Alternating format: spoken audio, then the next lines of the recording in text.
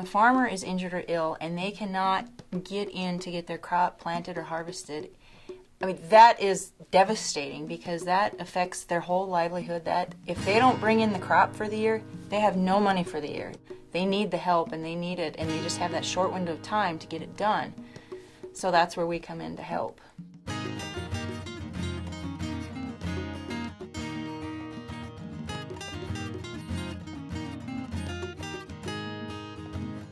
My name is Bill Gross, and I'm the president and founder of Farm Rescue. Farm Rescue is a nonprofit organization which plants or harvests crops free of charge for farm families that have had a major injury, illness, or natural disaster. I came from a family farm myself, and I've seen the devastation that an injury or illness can cause to a family. They need to get their work done to protect their livelihood, and I thought there should be a formal organization to help farm families during an unexpected crisis. It's basically a mobile farming operation that accomplishes our mission of planting and harvesting with sponsored equipment and a small army of volunteers that come from all over the nation.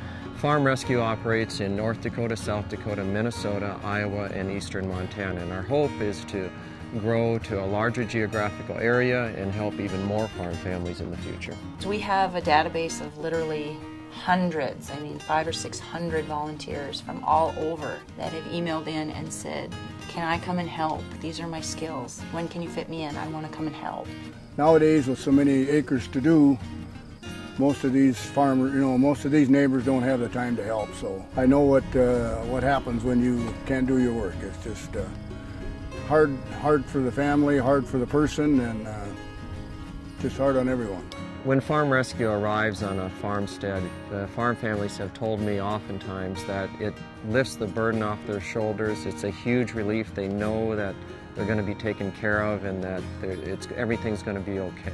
I had a complete tear of my rotator cuff last spring, and I managed to put the crop in, and it just kept getting more painful and more painful, and so July 10th of this year I went in for surgery and still am recuperating and can't operate any machinery.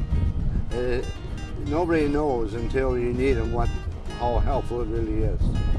When you think of farmers, they're really independent people. It's hard for them to ask for help, and so they're very, very humbled to ask, and they're really touched that when they do ask for help, people will come. Volunteers through Farm Rescue will come. Well, in 2008, I had to go to the hospital in Minneapolis to get rods put in my back to help my scoliosis. My parents had to be with Nathan to make sure that he could get better, and it was a huge weight lifted off our shoulders to know that Farm Rescue was coming to help us. A farmer has a lot of pride. He doesn't want to ask for help, but I guess I have to say I swallowed my pride and called them, and they came. It made me feel good because I knew my dad wanted to be by my side in Minneapolis rather than at home combining, so Farm Rescue took care of that for us. It's an awesome organization.